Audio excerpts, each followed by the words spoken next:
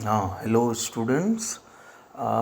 अभी हम लोग सर्कल को कंटिन्यू करेंगे और इसी क्रम में सर्किल के इस दूसरे पार्ट में हम लोग देखेंगे कि किसी सर्कल में यदि दो कॉर्ड इक्वल हों तो उससे जुड़े क्या क्या विशेषताएं होती हैं। That is, we will discuss here what are the different relationship between two equal chords in a circle। तो इस क्रम में एक बात और आपको जाननी है कि ज्योमेट्री के किसी भी टॉपिक में कुछ नियम ऐसे होते हैं जिसे एग्जामिनेशन में प्रूव करने भी कहा जाता है, जिसको हम लोग थ्योरम बोलते हैं। उस नियम को एग्ज़ाम में दे दिया जाता है जिसको स्टेटमेंट कहते हैं थ्योरम का। तो थ्योरम का स्टेटमेंट दिया रहता है और उसे प्रूव करना होता है। तो हम लोग जहाँ इस तरह की बात होगी उसमें हम लोग विशेष उल्लेख कर लेंगे कि ये थ्योरम है और इसके संग संग प्रूव भी करने हैं। जैसे अभी हम लोग जो two equal chords in a circle से जुड़े जो नियम हैं उस क्रम में जो अभी हम लोग पहला नियम पढ़ेंगे वो एक थ्योरम है, उसे प्रूव भी हम लोग करेंगे। ठीक है, तो आइए देखते हैं कि एक सर्कल में दो इक्वल कॉर्ड होने से क्या क्या बातें जुड़ी होती हैं। पहला नियम है कि equal chords in a circle subtend equal angles at the centre. मतलब हुआ कि यदि किसी सर्कल में दो कॉर्ड इक्वल हैं तो उन कॉर्ड के द्वारा जो सेंटर पर एंगल बनेंगे वो भी इक्वल होंगे। If in a circle two chords are equal, then they subtend equal angles at the center। ये प्रॉपर्टी है कि जब दो कॉर्ड इक्वल होते हैं किसी सर्कल में तो कॉर्ड के द्वारा बने हुए एंगल सेंटर पर वो भी इक्वल होते हैं। ये एक थ्योरम है। स्टेटमेंट आप समझ गए। हम लोग आगे बढ़ें कि थ्योरम को जब प्रूव करना होता है तो उसमें कुछ पॉइंट्स होते हैं जिसको सीक्वेंस में लिखने होते हैं। जैसे सबसे पहले हम लोग गिवन लिखेंगे, जिसे यहाँ दिखाया गया है, आप गौर करें। गिवन है ये कि in a circle chord A B equal to chord C D, ये दिया हुआ है। कॉर्ड ए बी को सेंटर से मिलाया गया जिससे सेंटर पर एंगल बना एंगल ए ओ बी, और कॉर्ड सी डी को सेंटर से जोड़ने पर एंगल बना सी ओ डी। तो प्रूफ करना है कि चूँकि कॉर्ड ए बी और सी डी इक्वल हैं तो उनके द्वारा बने हुए एंगल्स सेंटर पर वो भी इक्वल होंगे। यानी टू प्रूफ होगा कि angle A O B equal होगा एंगल सी ओ डी के।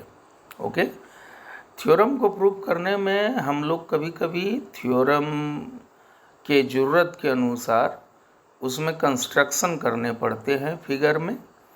ये हर थ्योरम में नहीं होता, जिस थ्योरम में ज़रूरत होती है उसमें करते हैं। यहाँ कंस्ट्रक्शन जो पॉइंट होता है वो टू प्रूफ के बाद लिखते हैं। ये अलग बात है कि इस थ्योरम में कंस्ट्रक्शन की ज़रूरत नहीं है, तो कंस्ट्रक्शन लिखकर डैश कर देंगे। नेक्स्ट है कि प्रूफ कैसे करेंगे। तो प्रूफ का तरीका, चूँकि यहाँ हमें दो एंगल इक्वल करने हैं और जो दोनों एंगल इक्वल करने हैं वो दो अलग अलग ट्रायंगल के पार्ट्स हैं, तो एक नियम बना हुआ है कि यदि आपको दो ट्रायंगल हों और उसके किसी एक एक पार्ट को इक्वल करने हों तो प्रायोरिटी आप दीजिए कि किसी तरह वो दोनों ट्रायंगल को कन्ग्रुएंट कर दीजिए। और कंग्रुएंट के लिए आप 7 क्लास में भी थोड़ा बहुत इंट्रोडक्टरी पढ़े हैं कि 3 मैचिंग पार्ट्स बनाने होते हैं और कंग्रुएंस के जो 5 नियम हैं उसमें से किसी एक नियम पर उन मैचिंग पार्ट को सेट करना होता है।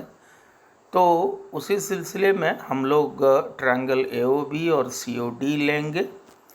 इन triangle AOB and COD we will write the matching parts कि कौन चीज़ ट्रायंगल AOB के किस चीज़ के COD ट्रायंगल के किस पार्ट के इक्वल है। तो यहाँ पर आप गौर करें कि ट्रायंगल AOB और ट्रायंगल COD में AB इक्वल टू CD, ये आपको दिया हुआ है। दूसरा हो गया ट्रायंगल AOB का OA जो रेडियस है और ट्रायंगल COD का OC, तो ये दोनों रेडियस इक्वल होंगे चूँकि एक ट्रायंगल के एक सर्कल के सभी रेडियस इक्वल होते हैं। रेडियस का प्लूरल रेडाई होता है। ब्रैकेट में हम लोग रीज़न भी लिखेंगे कि किस आधार पर ये मैचिंग पार्ट्स इक्वल हो रहे हैं। नेक्स्ट होगा OB, ट्रायंगल AOB का जो रेडियस है और ट्रायंगल COD का OD, तो ये दोनों रेडाई होने के कारण इक्वल हो गए। तो इस तरह से हम लोगों ने 3 मैचिंग पार्ट बना लिया। आप गौर करें कि एक ट्रायंगल को यदि देखेंगे कि उसमें क्या सब हम लोगों ने यूज़ किया, तो एक ट्रायंगल के तीनों साइड को यूज़ किया और उसको करस्पॉन्डिंग साइड दूसरे ट्रायंगल के इक्वल किया। तो इसलिए नियम बना, तीनों साइड यूज़ हुआ है तो नियम बना SSS कन्ग्रुएंस कंडीशन। तो नीचे लिखेंगे हम लोग therefore by SSS congruence condition triangle AOB congruent हो गया ट्रायंगल COD के, और ट्रायंगल जब कन्ग्रुएंट होता है तो उसके करस्पॉन्डिंग पार्ट्स को लिया जाता है, तो उसको CPCT बोलते हैं शॉर्ट में, corresponding part of congruent triangles. तो बाय CPCT हम लोग रिजल्ट लेंगे कि एंगल AOB इक्वल हो गया एंगल COD के। कैसे इक्वल हुआ? तो चूँकि हम लोगों ने कॉड AB और कॉड CD को इक्वल किया, तो नियम है कि कन्ग्रुएंट ट्रायंगल में जो 2 साइड इक्वल होता है उसके सामने के एंगल इक्वल हो जाते हैं। तो उस नियम से ये थ्योरम प्रूफ हो गया।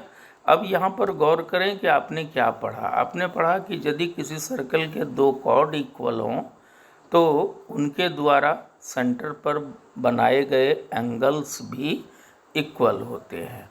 इसका कन्वर्स स्टेटमेंट होगा कि यदि किसी सर्कल में सेंटर पर बने हुए एंगल्स इक्वल हों जो कॉर्ड के द्वारा बनाए गए हों, तो ये दोनों कॉर्ड भी इक्वल होंगे।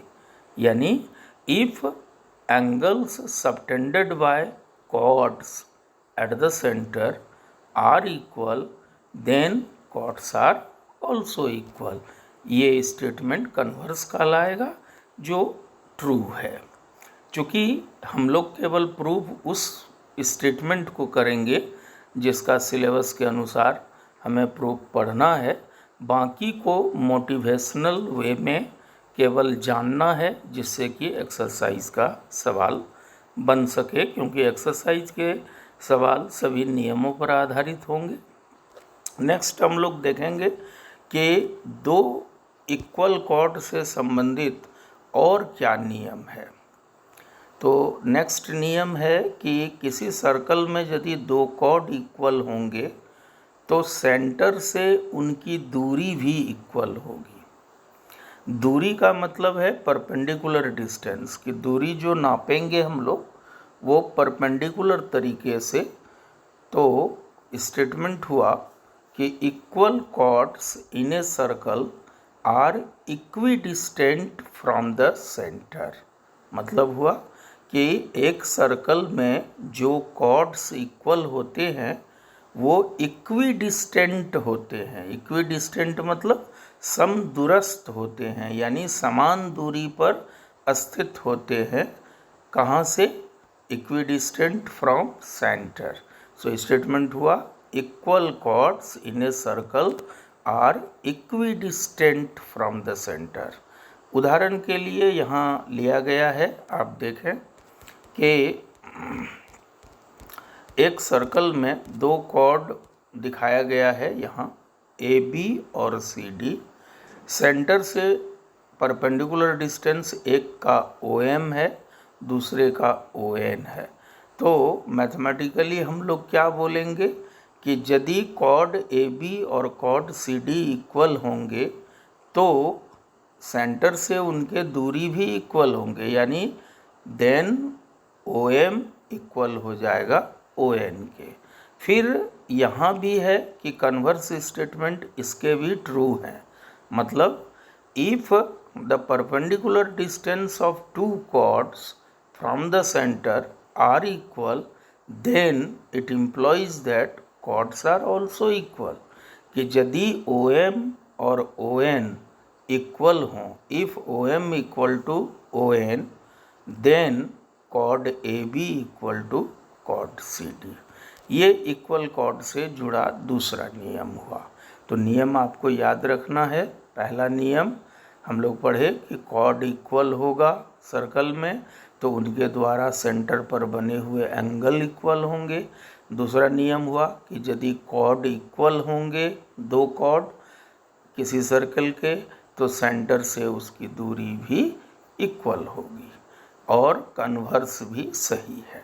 तीसरा नियम देखें हम लोग कि जब किसी सर्कल में दो कॉर्ड इक्वल हों, जैसे यहाँ दिखाया जा रहा है कि इस नीचे वाले फिगर में हम लोग देखेंगे कि इसमें कॉर्ड ए बी और कॉर्ड सी डी इक्वल है, तो उससे जुड़ा जो आर्क है वो भी इक्वल होगा।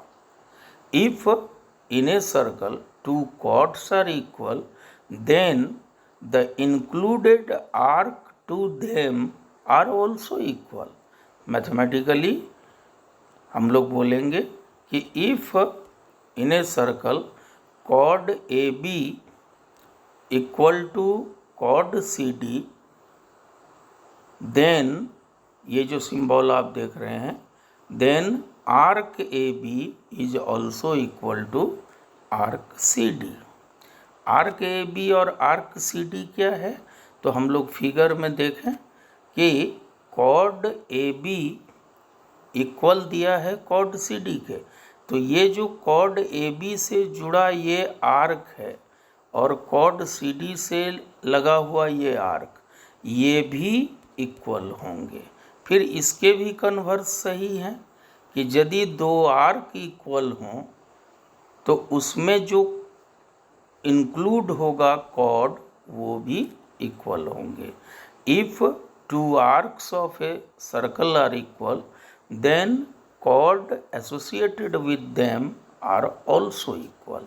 तो ये तीन नियम है जो आपको इक्वल कॉर्ड से जुड़ा नियम है। यानी तीनों को मैं एक सिलसिले से फिर से एक बार कह दूं कि एक सर्कल में यदि दो कॉर्ड इक्वल हैं तो उनके द्वारा सेंटर पर बनाए गए एंगल्स इक्वल होंगे। दूसरा नियम हुआ कि यदि एक सर्कल के दो कॉर्ड इक्वल हैं तो सेंटर से उनकी परपेंडिकुलर डिस्टेंस इक्वल होंगे। और तीसरा हुआ कि एक सर्कल के यदि दो कॉर्ड इक्वल हैं तो उनमें लगा हुआ आर्क्स भी इक्वल होंगे। I hope it is very clear student. Okay, now कुछ और नियम पढ़ेंगे। आप जान चुके हैं कि सारे नियम थ्योरम हैं, सबके प्रूफ हैं, लेकिन हम लोग सबको मोटिवेशन के तौर पर जानेंगे। केवल प्रूफ उसका पढ़ेंगे जो हमारे सिलेबस के अनुसार प्रूफ करने के लिए दिया गया है। नेक्स्ट नियम होगा कि एक सर्कल में यदि सेंटर से परपेंडिकुलर डाला जाए किसी कॉर्ड पर तो यह परपेंडिकुलर कॉर्ड को बाइसेक्ट कर देता है।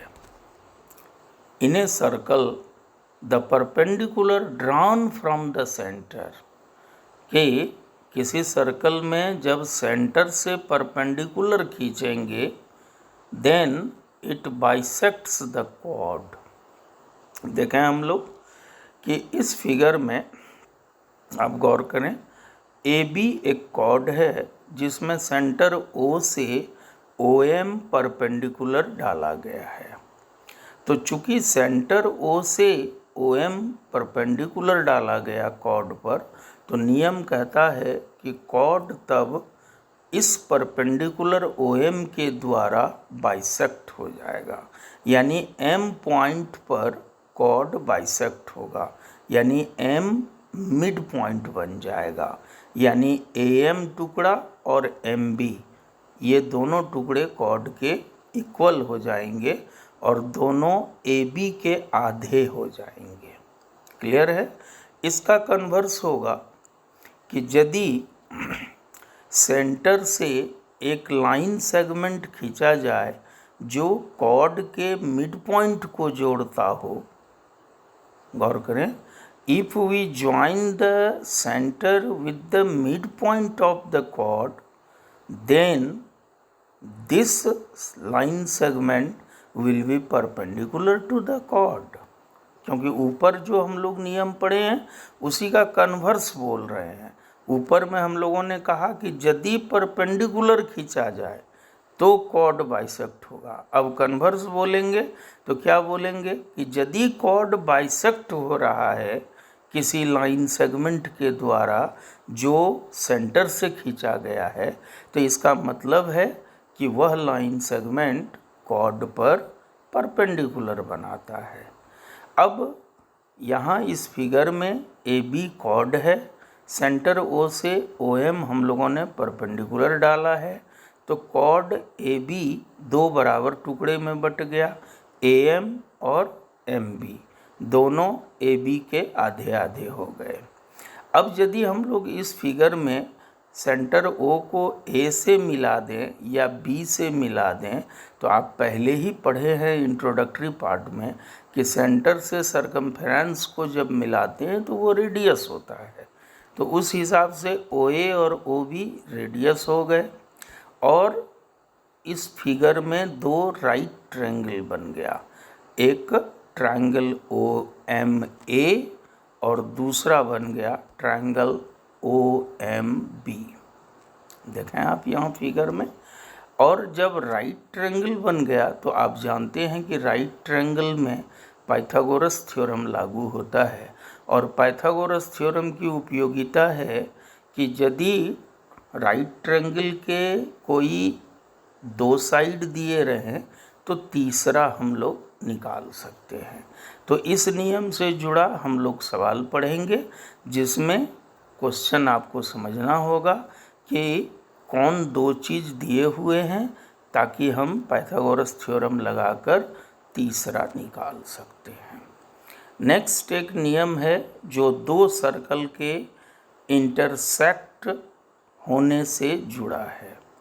इसमें कहा गया है कि जब दो सर्कल इंटरसेक्ट करते हैं एक दूसरे को, जैसे यहाँ इस फिगर में दिखाया गया है, एक बड़ा सर्किल है एक छोटा सर्कल है, दोनों एक दूसरे को ए और बी पर इंटरसेक्ट करता है, तो ए और बी को मिला देने से एक कॉर्ड बनता है जो दोनों सर्कल का कॉर्ड है, इसलिए उसे कॉमन कॉर्ड कहा गया कि दोनों सर्कल का कॉर्ड है तो कॉमन कॉर्ड हो गया।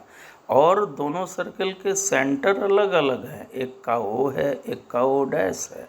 इस दोनों सेंटर को जब मिला देंगे तो इस लाइन सेगमेंट को कहा जाता है लाइन ऑफ सेंटर्स। इसका मतलब लाइन ऑफ सेंटर्स कौन होता है? तो the line segment which joins two centres is called line of centre. अब आप इस फिगर को समझिए कि इस फिगर में दो सर्कल इंटरसेक्ट किया दो पॉइंट पर ए और बी पर, उस दोनों को जोड़ दिए तो एक कॉमन कॉर्ड हो गया दोनों सर्कल का, और सेंटर दोनों को जोड़ दिए तो वो हो गया लाइन ऑफ सेंटर्स। अब ये दोनों chord, common chord A B और line of centre O O dash, ये दोनों एक दूसरे पर परपेंडिकुलर होते हैं, ये यहाँ जानना है। और कॉर्ड, कॉमन कॉर्ड बाइसेक्ट होता है किसके द्वारा? लाइन ऑफ सेंटर्स के द्वारा। यानी line segment O O dash, जिसको लाइन ऑफ सेंटर्स कहते हैं, वो जब गुजरेगा तो कॉमन कॉर्ड ए बी को दो बराबर टुकड़े में बांट देगा। तो इस तरह से हम लोग कह सकते हैं कि if two circle intersects then the common chord and line of centers are perpendicular to each other and common chord is bisected by line of centers. Is it okay student? Okay. Now कुछ और बातें हम लोग देखें। अब हम लोग दो लैंग्वेज क्वेश्चन देखेंगे जो एक्चुअली एक्सरसाइज का क्वेश्चन है, जिसको डिडक्शन बोलते हैं ज्योमेट्री में, लेकिन स्वरूप जो इसका होता है, आंसरिंग जो होता है, वो लैंग्वेज में होता है। तो बच्चे इसको थ्योरम जैसा ही फील करते हैं, चूँकि आंसर पूरे लैंग्वेज में है। इसमें आपको समझना पड़ेगा। इसमें एक क्वेश्चन है कि यदि आपको 3 नॉन कोलिनियर पॉइंट्स दिए रहें, अब यहाँ पर पहला टर्म आ गया नॉन कोलिनियर पॉइंट्स। तो नॉन कोलिनियर पॉइंट्स 3 या 3 से ज़्यादा ऐसे पॉइंट्स को कहते हैं जो एक स्ट्रेट लाइन पर न आता हो, क्योंकि 3 पॉइंट्स या 3 से ज़्यादा पॉइंट्स यदि एक सीधे में हों, यानी एक स्ट्रेट लाइन पर लाई करे, तो उसे कोलिनियर पॉइंट्स कहते हैं, और जब नहीं लाई करे तो नॉन कोलिनियर पॉइंट्स कहते हैं। क्वेश्चन है कि आपको प्रूफ करके दिखाना है कि यदि 3 नॉन कोलिनियर पॉइंट्स दिए रहें तो उस तीनों से होकर एक सर्कल और सिर्फ एक सर्कल ही गुजर सकता है। इसमें दो बातें दिखानी है हम लोगों को प्रूफ करके। एक तो वो तीनों नॉन कोलिनियर पॉइंट्स जो दिए गए हैं उससे होकर एक सर्कल पास कर सकता है, और फिर दिखाना है कि उस तीनों पॉइंट से होकर कोई दूसरा सर्कल नहीं गुजरेगा, वही सर्कल केवल गुजरेगा जो हम लोगों ने प्रूफ किया है। इसलिए इस स्टेटमेंट को कहा जाता है कि prove that through 3 given non collinear points 1 and only one circle can pass। 1 and only one मतलब एक सर्कल गुजरेगा और सिर्फ वही सर्कल गुजरेगा, यानी दूसरा नहीं गुजरेगा। तो इसको हम लोग कैसे प्रूव करेंगे? तो उसी तरह से गिवन पहले लिखेंगे।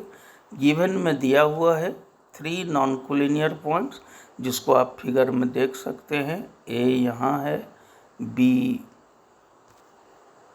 उसके सीधे में मान सकते हैं, बट सी फिर सीधे में नहीं है, या कहें तो तीनों एक सीधे में नहीं है, तो नॉन कोलिनियर पॉइंट्स है। प्रूफ करना है कि इस तीनों से होकर एक और सिर्फ एक सर्कल गुजर सकता है। इसके लिए हम लोग कंस्ट्रक्शन करेंगे। कंस्ट्रक्शन में क्या है कि ए और बी को मिला देंगे तो एक लाइन सेगमेंट बन जाएगा, फिर बी और सी को मिला देंगे तो एक दूसरा लाइन सेगमेंट बन जाएगा। उसके बाद ए बी लाइन सेगमेंट का आधा से ज़्यादा लेकर परपेंडिकुलर बाइसेक्टर खींचेंगे, जिसको यहाँ फिगर में हम लोगों ने एल से दिखाया है। फिर दूसरा जो लाइन सेगमेंट या कॉर्ड है बी सी, उसका परपेंडिकुलर बाइसेक्टर खींचेंगे, जिसको एम से दिखाया है। ये दोनों परपेंडिकुलर बाइसेक्टर एक पॉइंट पर कटता है, जिसको ओ नाम दिया गया।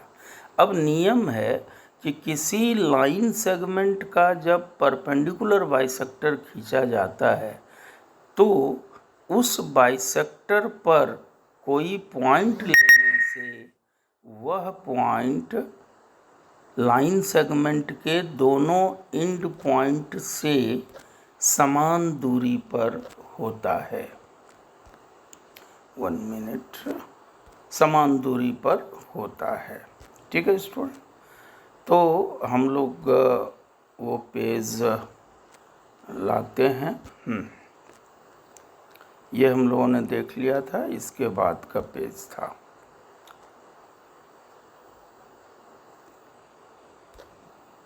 एक minute.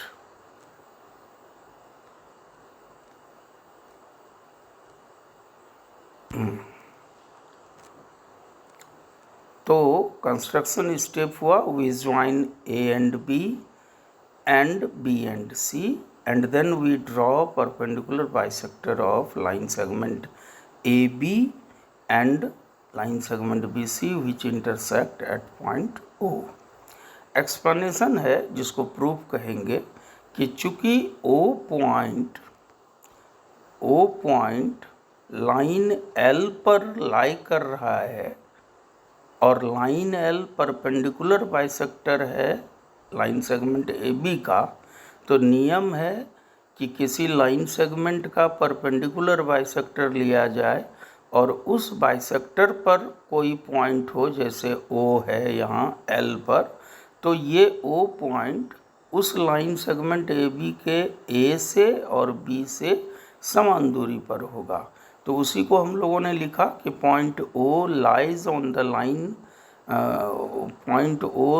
On the perpendicular bisector of line segment A B, therefore O is equidistant from A and B, that is OA equal to OB। Again दूसरी बार कहेंगे हम लोग कि चूँकि O point perpendicular bisector BC पर भी लाई कर रहा है, इसलिए O पॉइंट B से और C से समान दूरी पर होगा, यानी OB इक्वल टू OC होगा। ऊपर के दोनों बात को मिलाएंगे तो इम्प्लॉइज होगा कि OA equal to OB and OB equal to OC, that is OA equal to OB equal to OC। अब आप गौर करें कि O से A की दूरी, B की दूरी, C की दूरी इक्वल है, तो ये कैसा हो गया, जैसे सर्कल में अंदर सेंटर होता है और वहाँ से सर्कमफेरेंस हर जगह इक्वल होता है, जिसको हम लोग रेडियस कहते हैं। तो यहाँ भी वैसी ही बात हो रही है कि O एक फिक्स्ड पॉइंट हो गया और O से OA, OB, OC इक्वल हो गया, तो ये तीनों तब रेडियस हो गया। और जब सेंटर है, रेडियस है, तो सर्कल खींचेंगे तो वो तीनों पॉइंट से होकर पास होगा।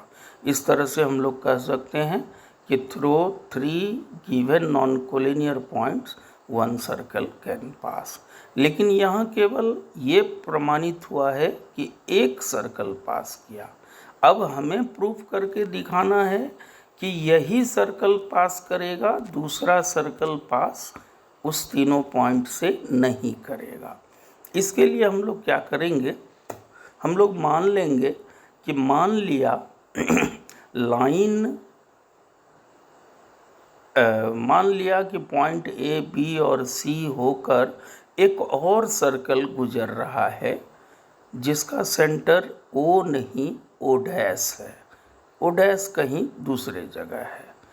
तो इससे क्या अर्थ निकलेगा, यदि हम लोग ये मान लें कि एक दूसरा सर्कल भी गुजर रहा है उसी तीनों पॉइंट से होकर, और जब ये दूसरा सर्कल है और उसी तीनों पॉइंट से गुजर रहा है, इसका मतलब सेंटर इसका अलग है, तो मान लिया इसका सेंटर ओ डैश है। तो इससे ये अर्थ निकलेगा कि तब लाइन एल और लाइन एम दो जगह कट रहा है, ओ पर भी और ओ डैश पर भी, क्योंकि पहले ओ पर कटा था तो ओ सेंटर बना था। अब हम लोग कह रहे हैं कि नहीं, एक और सेंटर है वहाँ, इसका मतलब ये दोनों लाइन दो जगह कट रहा है, ओ पर भी और ओ डैश पर भी, तभी दो सेंटर हो सकते हैं। तो इसका अर्थ तो ये निकलेगा, लेकिन ये तो विरोध में विरोधाभास हो जाएगा। किस बात का, कि हम लोग तो पहले से पढ़े हैं कि दो लाइन यदि कटता है तो वो एक ही पॉइंट पर कटता है, एक से ज़्यादा पॉइंट पर नहीं कटता है। तो इससे ये तब प्रमाणित हो रहा है कि ओ और ओ डैश दो अलग अलग पॉइंट नहीं है, वो एक ही पॉइंट है, यानी ओ और ओ डैश सेम पॉइंट है। और यदि सेम पॉइंट हैं तो फिर वही सर्कल गुजर रहा है जो पहले हम लोगों ने प्रूव किया है। तो इसका मतलब कोई नया सर्कल नहीं गुजर रहा है। तो इस दोनों बात को जब जोड़ देंगे तो कह पाएंगे कि इससे प्रमाणित हुआ कि 3 नॉन कोलिनियर पॉइंट से होकर एक और सिर्फ एक सर्कल ही गुजर सकता है। तो ये हम लोगों ने देख लिया। नेक्स्ट हम लोग देखेंगे कि यदि किसी सर्कल का सेंटर खो गया हो, मिस्ड हो, if the center of any circle is missed, then how we can determine its center, how we can locate its center, how we can trace out its center। कि यदि किसी circle का centre खो गया है तो centre कैसे निर्धारित करेंगे।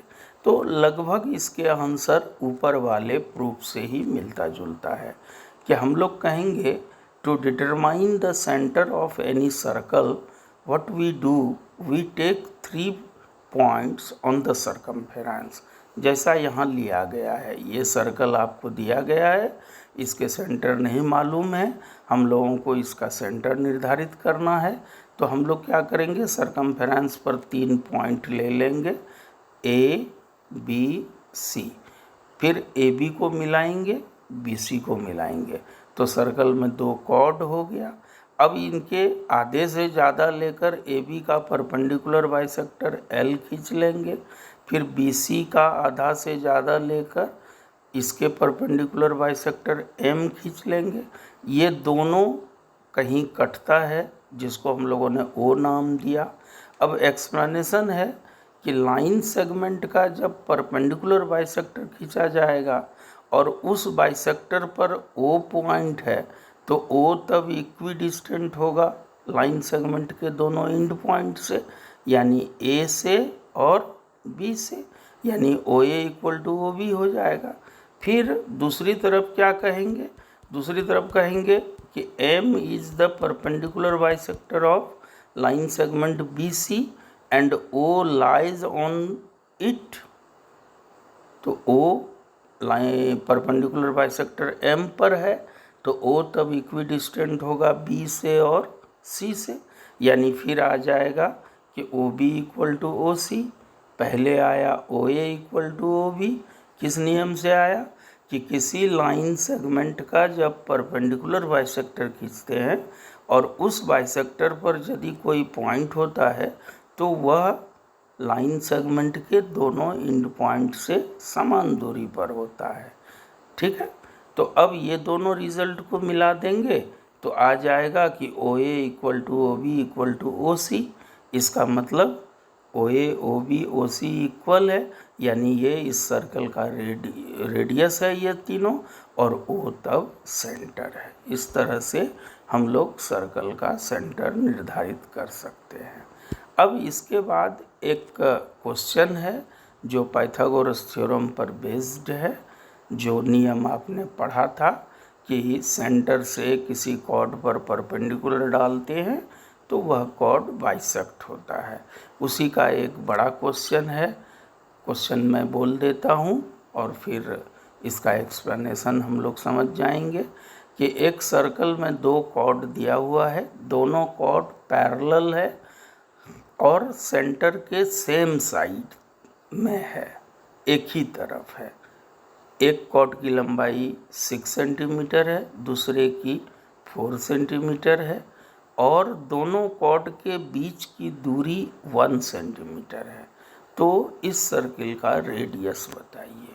तो यहाँ एक्सप्लेनेशन देखिए कि गिवन है, हमको पहले फिगर बनाएंगे क्वेश्चन के अनुसार।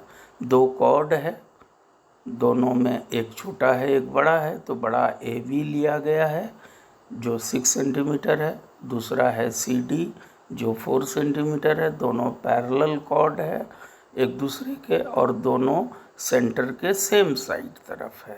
फिर सेंटर से परपेंडिकुलर डाला गया है दोनों पर जो एम एन है और दोनों कॉर्ड के बीच की दूरी 1 सेंटीमीटर है, that is M N. 1 centimetre है। हम लोगों को रेडियस निकालना है।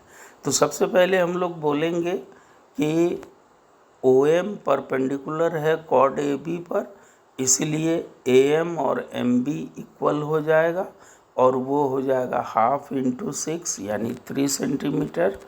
नेक्स्ट फिर कहेंगे कि ON परपेंडिकुलर है कॉर्ड CD पर, तो नियम के अनुसार कॉर्ड CD बाइसेक्ट होगा, यानी CN = ND and it is equal to 1/2 × CD, that is 1/2 × 4, that is 2 centimetre.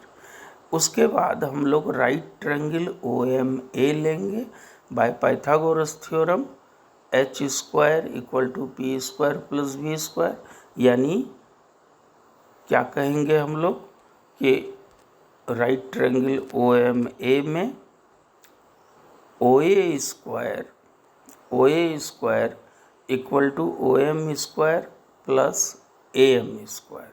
फिर हम लोगों ने OA को R मान लिया, तो R² बराबर OM को X माना है, X² + AM3 आया।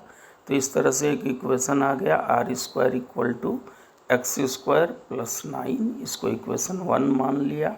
फिर हम लोग दूसरा राइट ट्रायंगल लेते हैं, राइट ट्रायंगल ONC।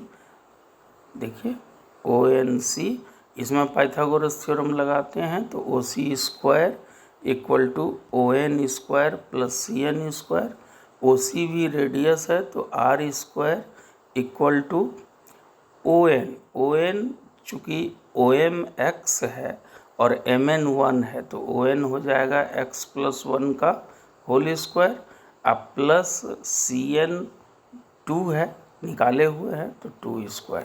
इसको सिंप्लीफाई करेंगे तो आएगा R² equal to X² + 2X + 1, A + B whole square में तोड़ लिए, +4।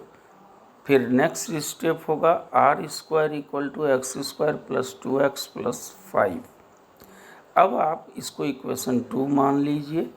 फिर देखिए कि इक्वेशन 1 और 2 को यदि कंपेयर करते हैं, तो चूँकि दोनों के LHS इक्वल है, R² है, तो दोनों के RHS इक्वल हो जाएंगे, यानी X² + 9 equal to X² + 2X + 5। इसको सॉल्व करेंगे तो x का मान 2 आ जाएगा। अब x का मान 2 हम लोग इक्वेशन 1 में बिठा देते हैं, तो बिठाने से R² इक्वल टू 13, तो R आएगा √13 सेंटीमीटर। इस तरह से रेडियस इस सर्किल का √13 सेंटीमीटर हो गया। और यहाँ आकर हम लोग सर्कल का बहुत कुछ इस पार्ट में पढ़कर समझ लिए, जिस पर आधारित एक्सरसाइज के सवाल को हम लोग देखेंगे। उम्मीद करते हैं, बल्कि विश्वास है कि आप इस वीडियो को देखने के बाद बहुत सारे सवाल, मोर देन 90% एक्सरसाइज के इससे जुड़े जो एक्सरसाइज हैं वो बना सकेंगे। फिर हम लोग यदि उसमें जो डाउट आपको रह जाएगा, उन डाउट्स को क्लियर करेंगे अगले वीडियो में। आपको ये वीडियो कैसा लगा आप ज़रूर कमेंट लिखें, सब्सक्राइब करें, बेल आइकन को दबाएं, जिससे कि आपको हर अगले वीडियो का नोटिफिकेशन मिले। और उम्मीद है कि आप सारी बात अच्छे से समझे होंगे। Thanks, we will meet again in the next upcoming video. Till then, good bye.